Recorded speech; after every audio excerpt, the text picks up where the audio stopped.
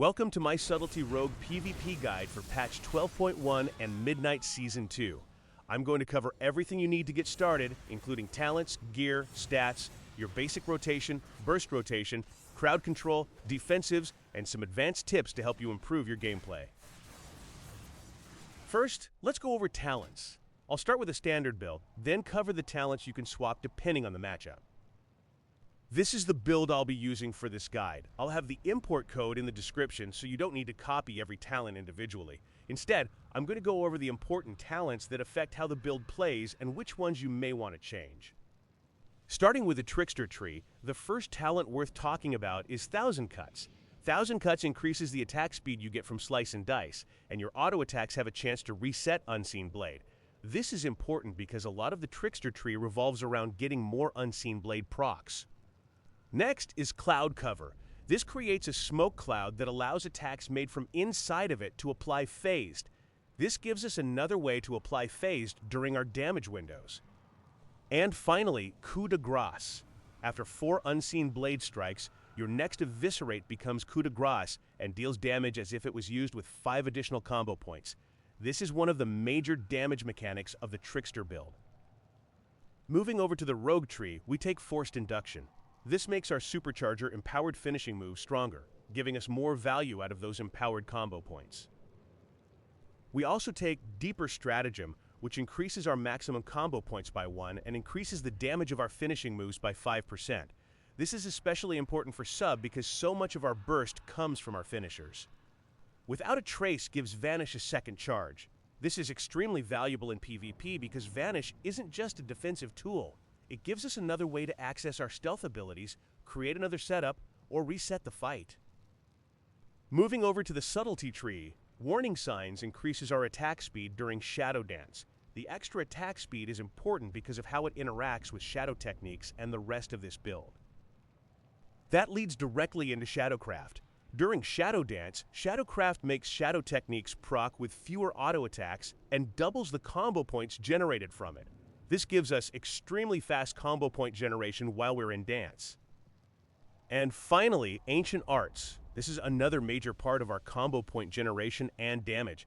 As we build and consume shadow technique stacks, Ancient Arts can create clone attacks, and as we rank further into the talent, those interactions become stronger. At rank 3, after meeting the shadow techniques requirement and using a combo point builder, our next finishing move generates maximum combo points. This lets us very quickly follow one finisher with another during our damage windows. Those are the main talents I wanted to point out. There are other important talents in the build, but these are the ones you really want to understand because they'll directly affect the rotation and burst windows that I'll go over later. For the PvP talents, swap between Death from Above and Disarm. Death from Above is useful against ranged classes to help close gaps, and it can also be used to immune certain crowd control. For stats, I prioritize Versatility and Mastery, and I run fully crafted gear without 4-piece set since it doesn't benefit my burst windows. For weapon enchants, I run Acuity of the Rendore on both weapons. For gems, I use Flawless Versatile Amethysts with 1 Enduring Heliotrope for extra damage reduction while crowd controlled. I also run 2 Devouring Bolt embellishments. I'll have my Armory linked in the description so you can copy my full gear setup exactly. For your basic damage rotation, start with Cheap Shot, then use Shadow Dance into Secret Technique.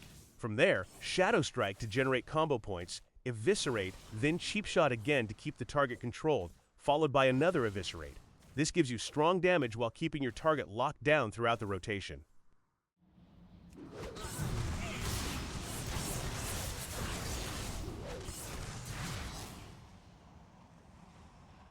For your full burst rotation, you want Coup de Grace ready and 12 stacks of shadow techniques before you start.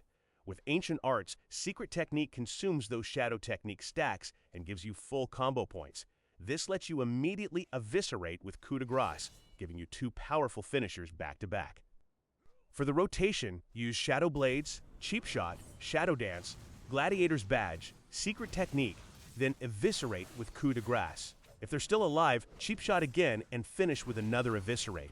Against races like Orc that have reduced stun duration, substitute the opening Cheap Shot with Kidney Shot to keep them stunned through the burst.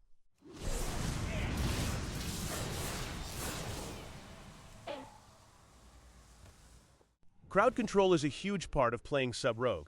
In Season 2, diminishing returns now take 20 seconds to reset, so timing your CC correctly is extremely important. In a 1 versus 1, you can use Blind into Sap to buy enough time for your stun diminishing returns to reset, giving you another clean opener with full duration stuns. Against a healer and DPS, you can kidney shot the healer, then follow with Blind into Sap for a long crowd control chain while you pressure the DPS. You can also use Gouge at the start of an opener. With premeditation, Gouge generates full combo points, allowing you to immediately follow with a full kidney shot and start your opener without leaving a gap in your crowd control. Learning to chain these abilities while tracking diminishing returns is one of the most important parts of playing Sub-Rogue effectively. For defensives and surviving, Cloak of Shadows is great for shutting down heavy magic burst, but you can also use it offensively to immune crowd control during a kill window. Against melee, Evasion can buy you time until your next stun window. Feint is one of our strongest offensives. Paired with Preemptive Maneuver, it gives you 60% damage reduction while stunned, and with only a 15-second cooldown, you should be using it proactively whenever you expect a stun or heavy damage. That covers everything you need to get started with Subtlety Rogue PvP. Hopefully this guide helped you better understand the build, your damage, crowd control, and how to survive. Thanks for watching, and good luck out there.